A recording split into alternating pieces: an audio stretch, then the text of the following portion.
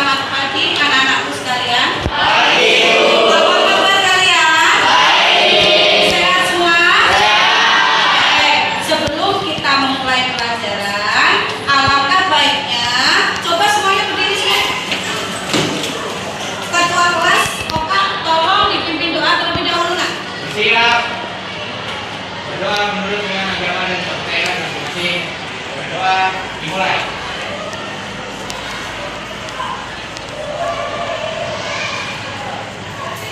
Berdoa selesai. Beri salam.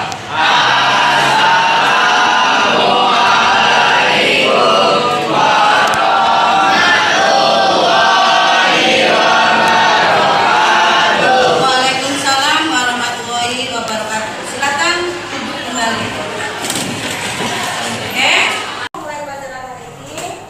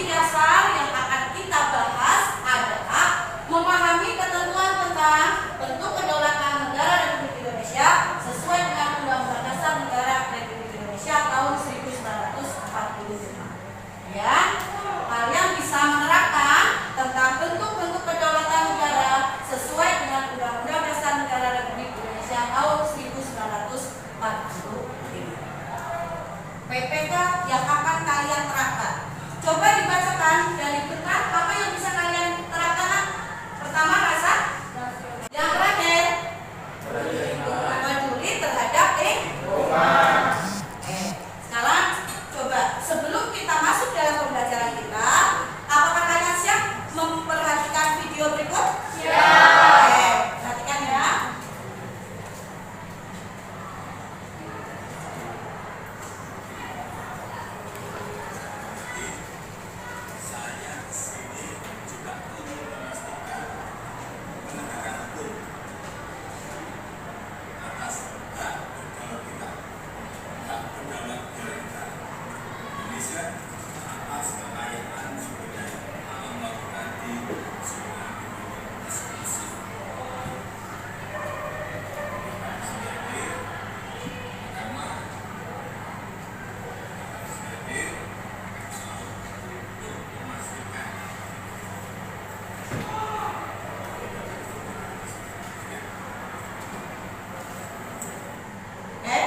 Sudah melihat tayangan video ya, ya?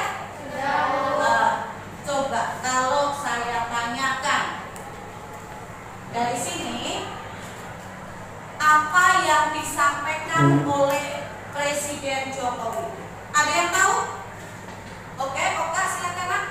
Presiden Jokowi ingin memastikan kedaulatan NKRI. Ya, memastikan kedaulatan NKRI. Ada yang tahu lagi? Oke, ya silakan Nak. Memastikan kedaulatan penegakan hukum atas hak berdaulat NKRI. Ya, benar. Memastikan kedaulatan hukum atas wilayah NKRI. Oke, ada yang tahu lagi? Oke, silakan Nak. Menegakkan kedaulatan penegakan hukum di atas hak berdaulat bangsa Indonesia NKRI atas kekayaan alam laut Indonesia DZ. Ya. Oke, ZEE, zona ekonomi eksklusif. Oke, ada yang lain? Oke, silakan. Siapa? Menegaskan menegakkan kedaulatan hukum bangsa Indonesia atas laut Indonesia di. Iya, betul sekali. Jadi, apa yang disampaikan yang disampaikan oleh Presiden Jokowi yaitu mengenai kedaulatan hukum Indonesia berkaitan dengan hak wilayah NKRI di zona ekonomi eksklusif. Jadi kalian sudah ada gambaran ya, kedaulatan hukum. Paham sampai sini? Paham. Ada yang mau ditanyakan? Kalau tidak ada, Ibu lanjut ya.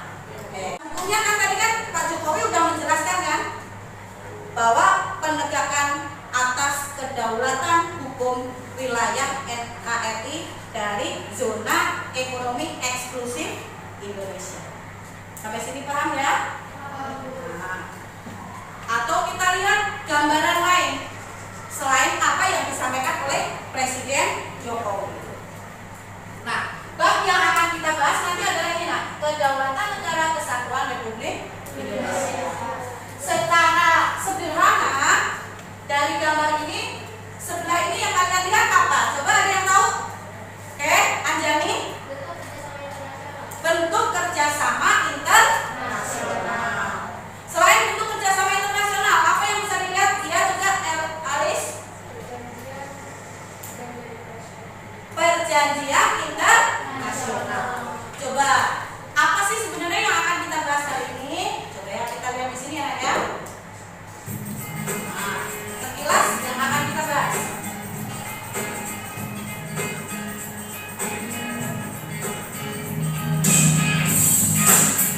Nah, tadi kan kalian udah tahu tuh apa yang gambar apa di sebelah. Nah, berarti kalian sudah merumuskan gambar di sini adalah bentuk perjanjian internasional. Nah, berikutnya kita bahas di sini.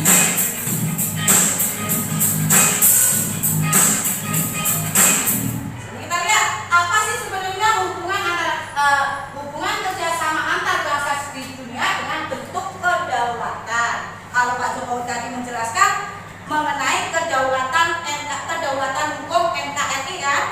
Nah, apa kaitannya kedaulatan itu dengan perjanjian? Oke, ada yang bisa jawab? Oke.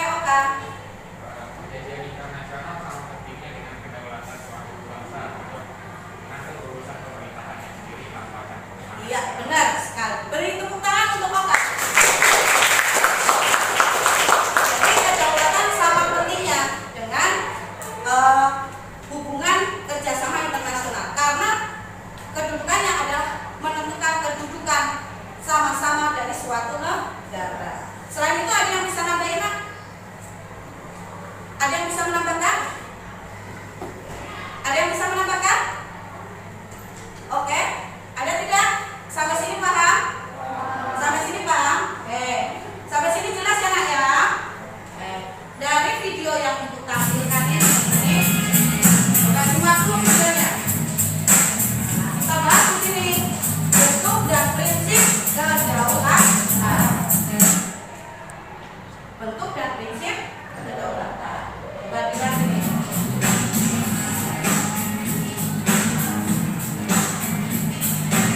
Paham ya? Bentuk kedaulatan tadi ada berapa? Kedaulatan? Dan satu lagi? Kedaulatan ke dalam dan kedaulatan ke luar. Kedaulatan ke dalam berarti kewenangan negara untuk mengatur urusan pemerintahnya sendiri tanpa ada campur tangan dari pihak atau pemerintah manapun. Paham? Contoh penegasannya yang disampaikan siapa tadi? Pak Jokowi. Menegaskan apa tadi Pak Jokowi? Kedaulatan hukum atas wilayah zona ekonomi eksklusif Indonesia. Paham sampai sini ya? Bentuk kedua kedaulatan apa tuh? Kedaulatan keluar. Kewenangan dari bangsa Indonesia untuk melakukan hubungan kerjasama dengan bangsa-bangsa lain di dunia. Dalam bentuk apa tadi gambarnya di sini? ASEAN atau perjanjian internasional. Mewujudkan apa? Bahwa bangsa Indonesia sama dan sederajat dengan bangsa-bangsa lain di dunia. Paham sampai sini ya nak? Kalau sudah paham, ibu lanjut lagi. Kedaulatan ya.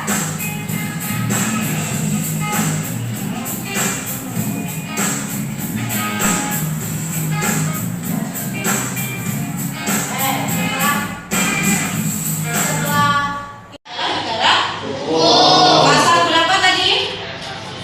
Pasal 1 ayat 3. Ini termasuk apa? Termasuk dalam kedaulatan negara Indonesia. Prinsip-prinsip negara Indonesia. Kita lihat yang pertama.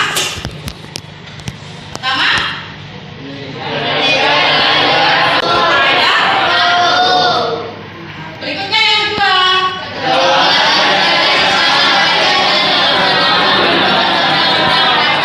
Sama dengan pasal 1 ayat. Yang ketiga. Sama dengan pasal 1 ayat 3. Terakhir.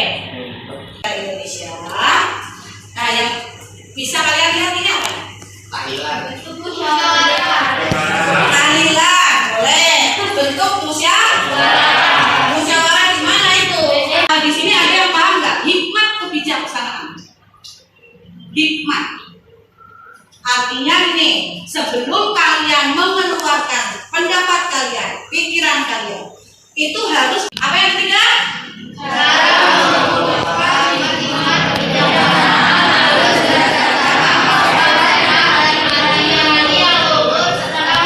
Dimusyawarahkan, kita tidak boleh memaksakan kehendak pribadi, tapi harus ditanyakan dalam kebijakan bermusyawarah. Berikutnya ya.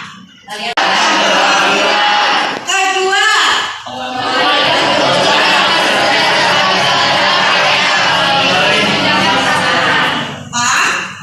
Jadi dalam mengambil melukai hati nurani orang lain atau tidak?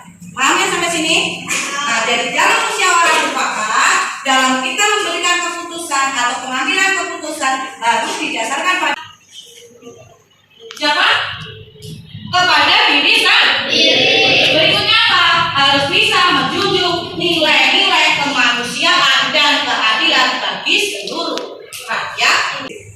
Kemudian yang keempat, keputusan yang diambil harus dipertanggungjawabkan. Jadi keputusan dalam musyawarah itu harus bisa dipertanggungjawabkan. Yang pertama siapa? Tuhan Yang Maha Esa. Bentuk dari demokrasi Pancasila tadi adalah dalam bentuk musyawarah mufakat. Nah, untuk mempermudah kalian memahami, coba silakan kalian langsung bentuk kelompok. Jadi, hari ini kita tadi bahas apa? Pertama, kedaulatan. Terus, prinsip kedaulatan. Terus, musyawarah anggota rapat. Musyawarah. Sampai sini paham ya, ya? Saya lanjut ya di sini. Nah, untuk tugas kalian dari sini sampai sini udah paham semua? Langsung bentuk kelompok. Ya, silakan.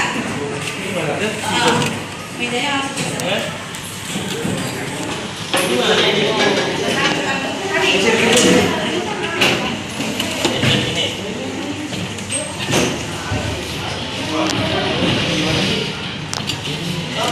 Yuk, silakan dibentuk kelompoknya. Yuk, langsung dulu bentuk kelompoknya.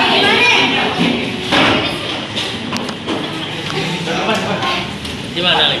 Depan.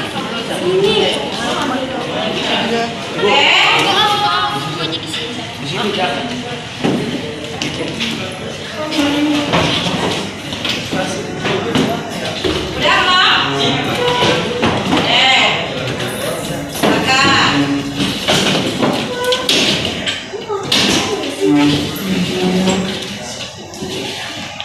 Udah semua? Udah semua? Coba sudah siap? Kelompok satu ya. Kelompok satu, kelompoknya Oka. Kelompok dua, kelompoknya Manggare. Kelompok tiga, kelompoknya Seva. Kelompok empat, kelompoknya Khalid. Oke, sebelum kalian mengerjakan tugas kelompok hari ini, coba kalian simak ini. Simak dulu ya.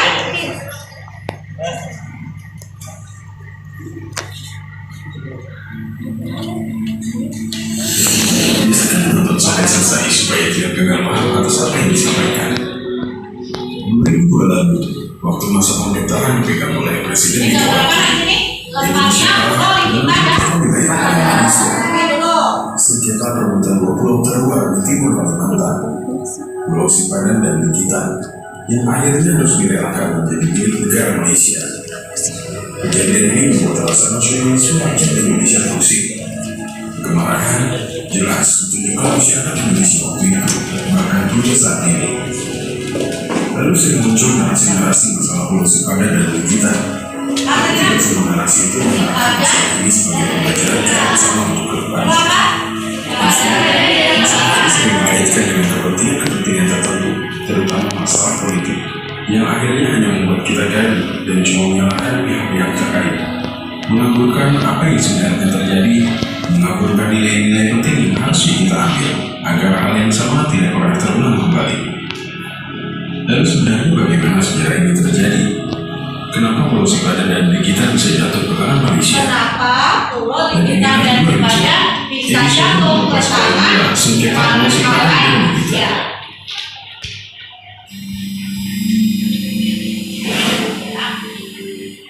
Bintan sebagai teritori jajahan mereka, dan inilah yang kemudian menjadi titik masalah.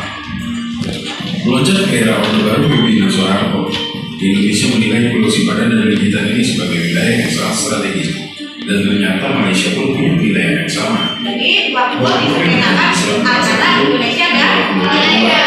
Paham terus ya? Dalam masa wilayah itu, dalam urusan pertahanan atau juga dalam urusan zona ekonomi eksklusifnya. Dalam perjalanan dan zona ekonomi eksklusif. Jadi langsung ke seperti yang disampaikan oleh Presiden Jokowi tadi. Paham ya?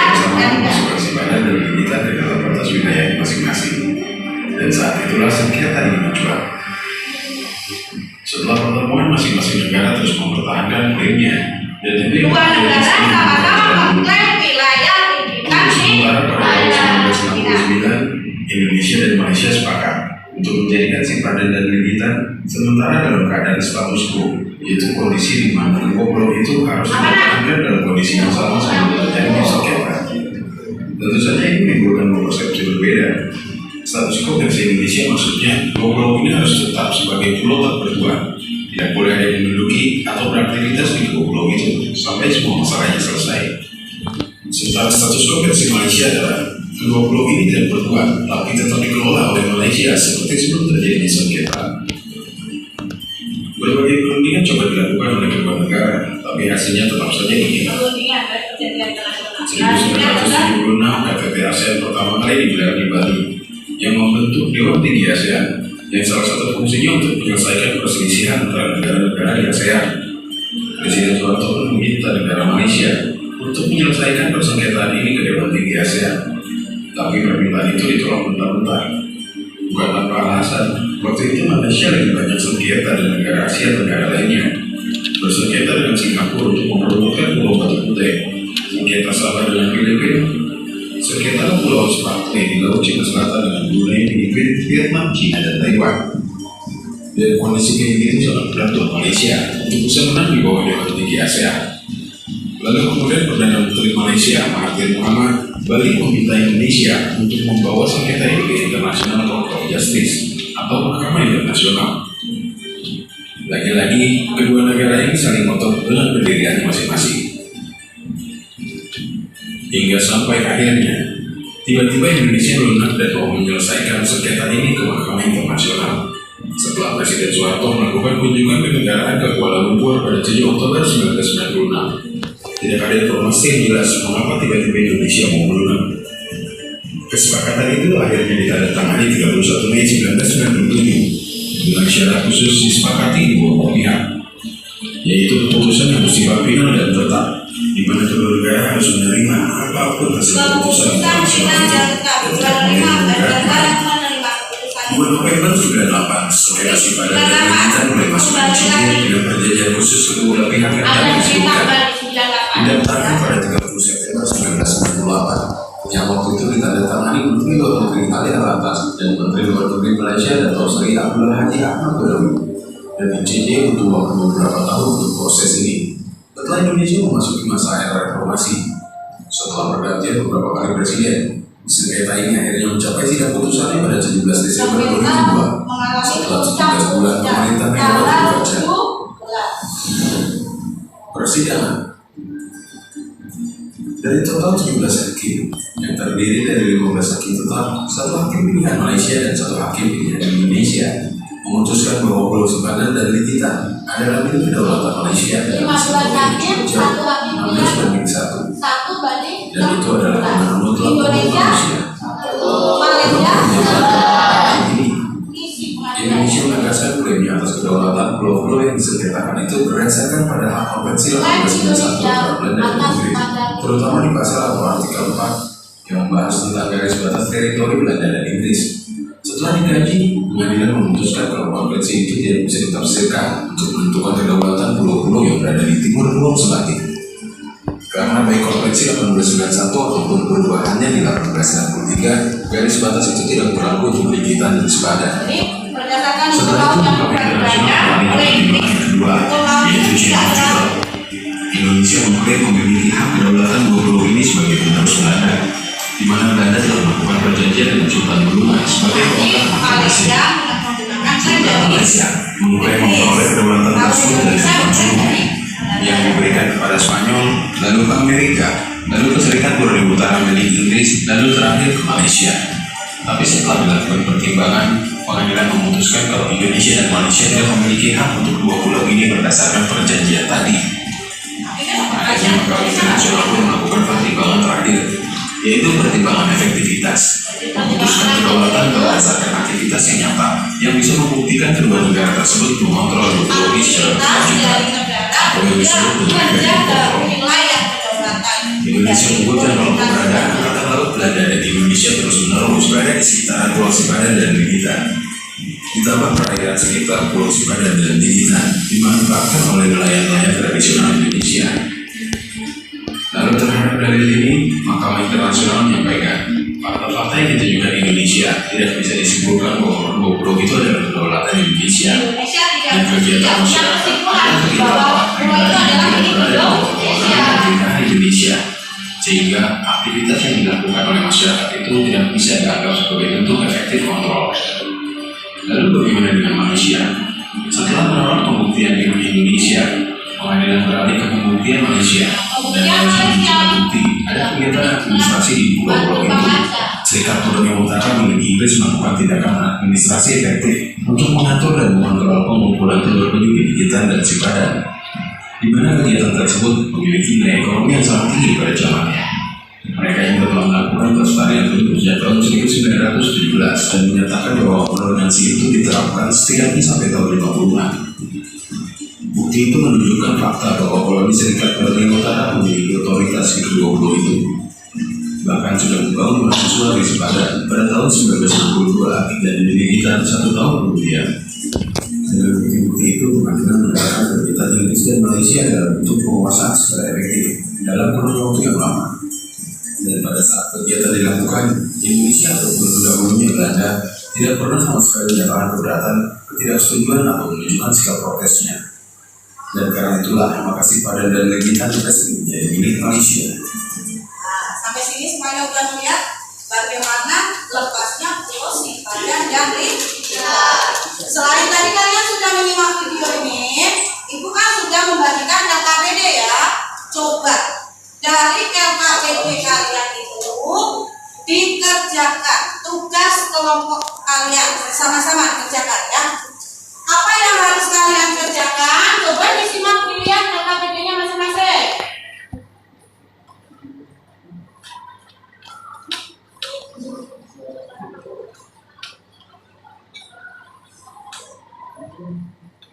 Oke ya, terakhir lihat di sini dulu. Udah dilihat? Oke, pertanyaan pertama. Coba dari kelompoknya Elis. Apa yang ditanyakan? Dari LKPD yang udah Ibu kasih, pertanyaan apa yang bisa yang kamu lihat dari LKPD ini? Apa yang diminta di situ? Identifikasi permasalahan yang terjadi pada video tersebut. Tadi kan kalian udah nonton video ini kan? Tadi kalian udah melihat kesepakatan antara Malaysia dan Indonesia. Mengenai apa? Mengenai Pulau Legitan dan Sipadan. Terus sampai terakhir, sidang terakhir, bagaimana Legitan dan Sipadan itu bisa jatuh ke tangan Malaysia. Kali pertama kamu disuruh mengidentifikasi. Paham sampai sini? Silakan didiskusikan. Pertanyaan kedua, coba dari kelompok Randy, apa yang ditanyakan?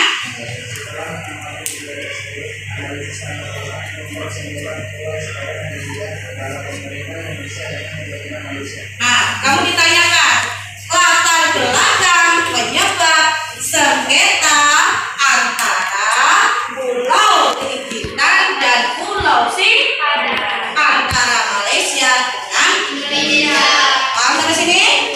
Yang ketiga, langkah-langkah konkret, langkah-langkah nyata apa yang dilakukan oleh pemerintah Indonesia untuk mengatasi kasus sengketa Pulau Legitan dan Sipadan. Ibu kasih waktu 5 menit, silahkan diselesaikan, didiskusikan.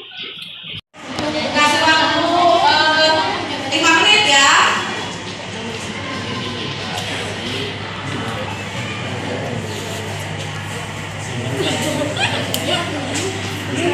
Coba paham?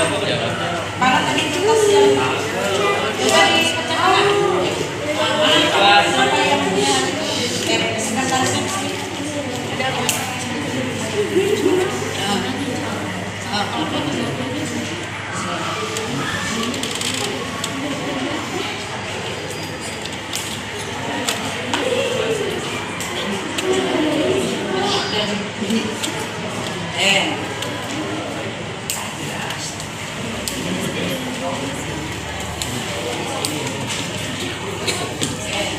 Ini ya.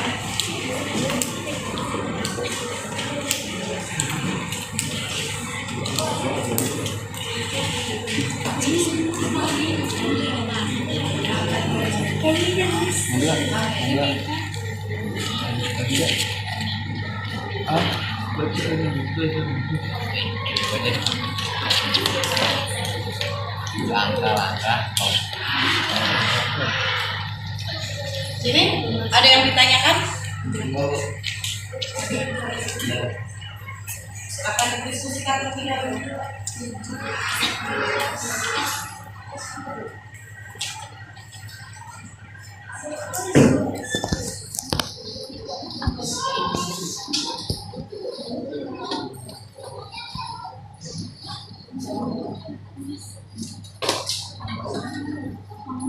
Ada yang ditanyakan dengan tugas yang Ibu kasih?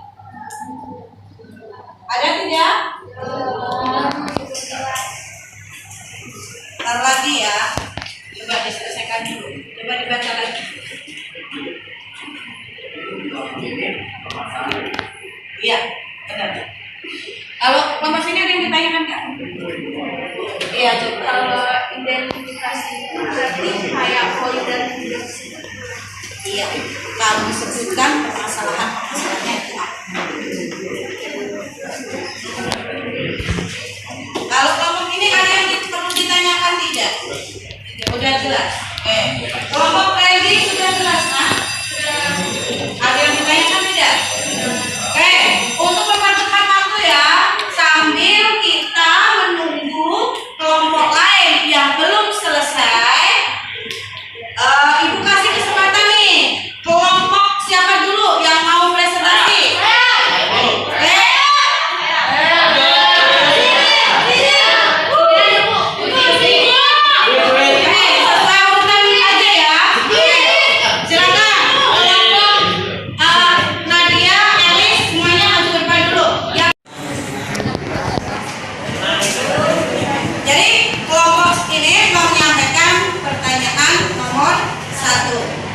Ditanggapi kelompok yang lain ya. Silakan. Assalamualaikum warahmatullahi wabarakatuh. Kita di sini mau menjawab pertanyaan tadi. Di situ kita disuruh mengidentifikasi video yang Sambil kalian amati jawaban kalian. Nanti kalau ada yang kurang kalian bisa menambahkan atau menyanggah. Lanjut. saya akan membacakan hasil dari diskusi kita 2002 lalu waktu masa pemerintahan dipegang oleh Presiden Megawati, Indonesia kalah dalam sengketa wilayah dengan Malaysia. Sengketa perebutan dua pulau terluar di timur Kalimantan, Pulau Sipadan dan Bintan yang akhirnya harus direlakan menjadi milik negara Malaysia. Kejadian ini membuat rasa nasionalisme rakyat Indonesia terusik. Sekian diskusi kita. Terima kasih. Coba ada yang menanggapi jawaban yang lain yang nomor 1 berarti mengidentifikasi. Ada yang menanggapi lain? Coba. Silakan kelompok Randy. Lebih keras suaranya.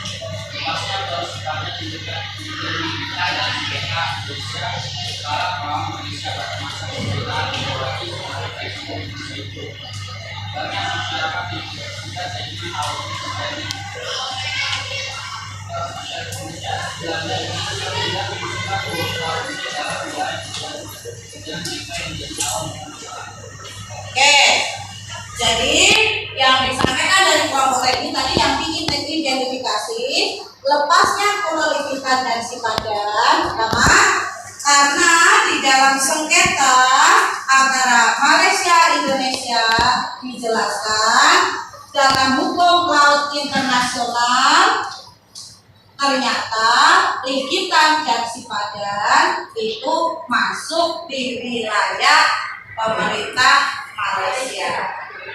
Bagaimana, ada tanggapan yang lain? Ada yang lain yang bisa menanggapi? Oke, silakan. Ya, silakan yang terus nak suaranya. Megawati tak mau disalahkan lepasnya simpanan dan legitan. Terus pemerintahan dinilai tak serius menangani persoalan simpanan dan legitan. Itu saja bahwa simpanan dan legitan milik Indonesia lepas dari Indonesia di era kepemimpinan Mbak Dudut Megawati. Begitu mudahnya Mega menjual aset bangsa Indonesia ke negara asing. Jadi pendapat dari kelompoknya Oleh menyatakan apa sih penyebab pertama tadi lepasnya Pulau Likitan dan Sipadan adalah era dari pemerintahan Presiden Megawati yang dianggap kurang serius mengenai perlindungan terhadap pulau-pulau terluar Indonesia, sehingga Likitan dan Sipadan jatuh ke tangan Malaysia. Sampai sini paham ya Nak ya? Kita kasih tepuk tangan untuk kelompok.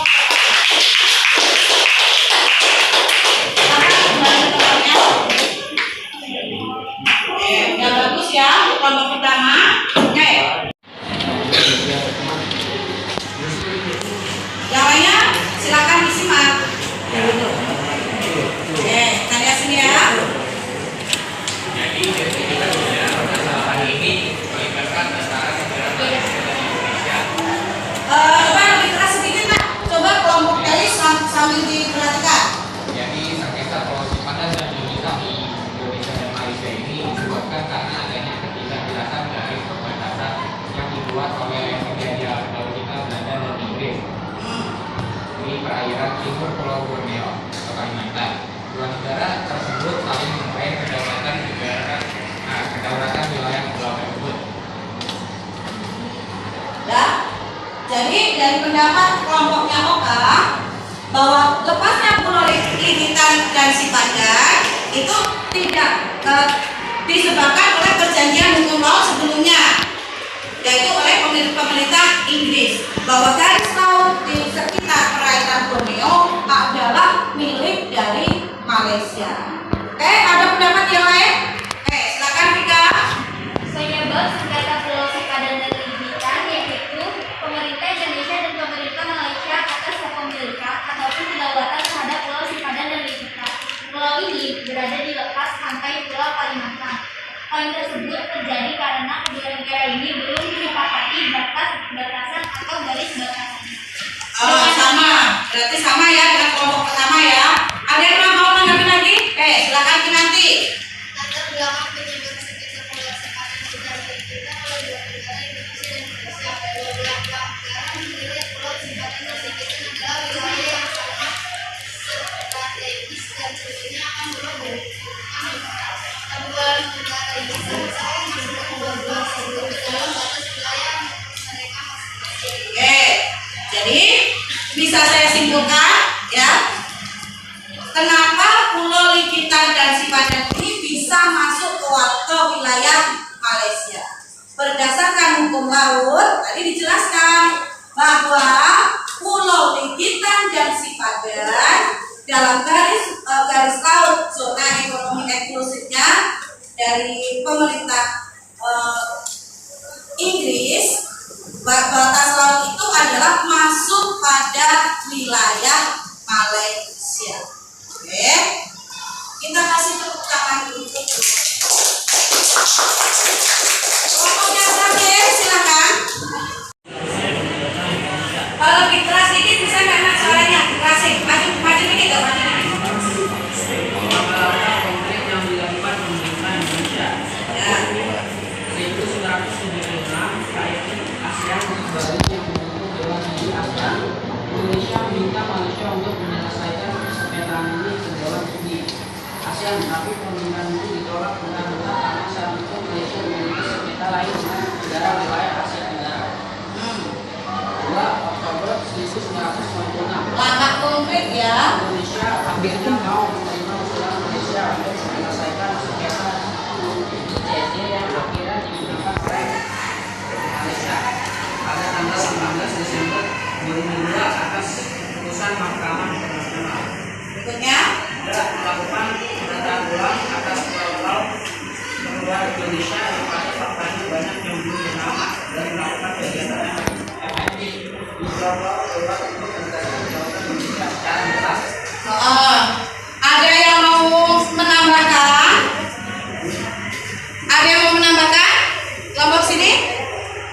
Alis?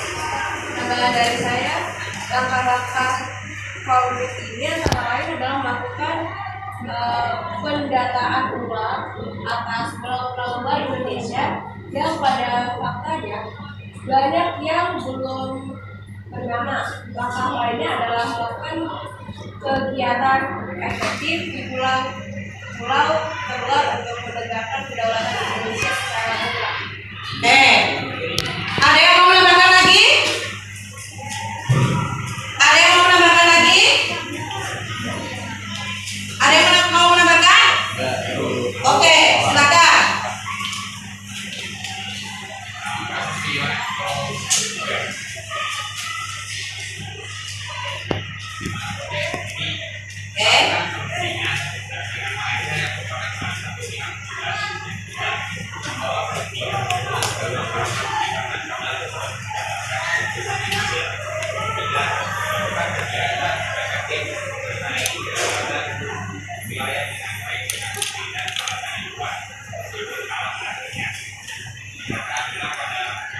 Pendataan ulang pada pulau-pulau terluar. Oke, kita kasih tepuk tangan untuk Oka dan juga tepuk tangan sekali lagi untuk kelompok yang maju.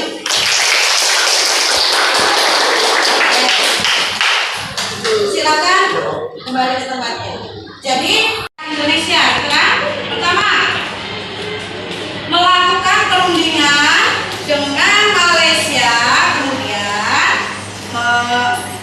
perundingan antara Indonesia dengan Malaysia. Kemudian mereka membawa kasus dari Likitan ke Sepadan ke Mahkamah Internasional. Apa yang harus dilakukan oleh bangsa Indonesia?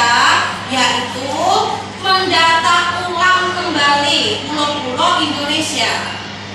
Walaupun pada akhirnya sudah mempertahankan sampai sidang Mahkamah Internasional dan belum mampu mengambil Pulau Likitan dan Sepadan sebagai wilayah negara Indonesia. Dari sini kita tahu apa pentingnya dari kedaulatan itu. Inti pertama adalah persatuan dan kesatuan. Dengan persatuan dan kesatuan itu, maka pulau-pulau yang seharusnya menjadi milik kita tidak akan bisa diambil oleh bangsa lain. Artinya apa? Dengan persatuan-kesatuan menunjukkan bahwa kita itu adalah berdaulat. Apa arti berdaulat? Kekuasaan tertinggi ada di tangan rakyat atau kita sendiri, bangsa Indonesia, dengan prinsip-prinsipnya. 1, pasal 1 ayat 1, bahwa negara Indonesia adalah negara kesatuan. Ya benar kan? Artinya kita harus bersatu. Yang kedua, kedaulatan itu ada tertinggi ada di tangan dengan asasnya musyawarah. Yang ketiga, bahwa negara Indonesia itu diatur dengan hukum. Dan berikutnya, pasal 27, bahwa setiap warga negara wajib menjunjung hukum dan pemerintahan tanpa terkecuali. Sampai sini paham? Coba semua tugasnya dikumpulkan, Oka.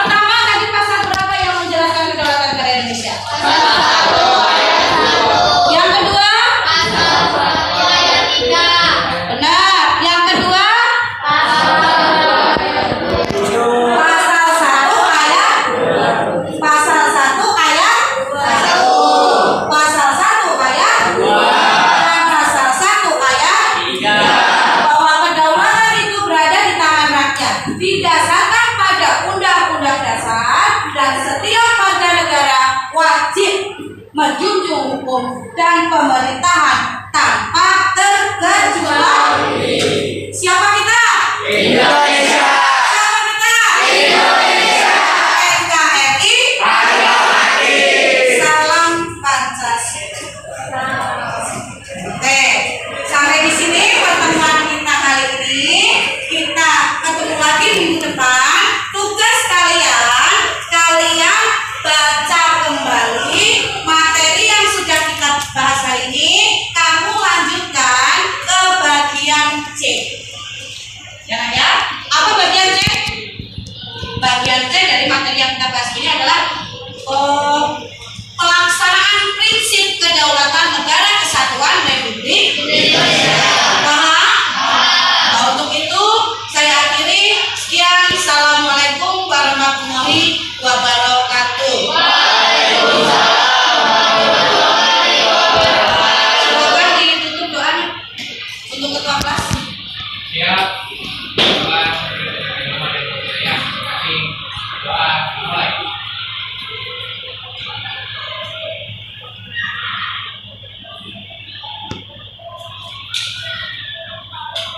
Selesai. Berdiri, salam.